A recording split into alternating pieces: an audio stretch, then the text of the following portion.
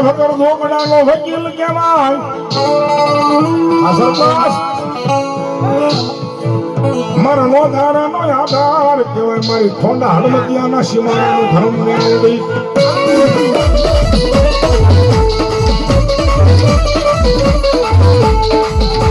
મને કોણ કાઢે એ મને કરાળ વાળી મેળવીને કોણ જગાડે દાદા આ ઠોનાના આ હળમતિયાના સીમાડાની માલિકમાં મેળવી બેઠી હોય હે મને મેળવીને કોણ જગાડે મારી મેલડી હામાં કોણ લેવા દીનો વેશ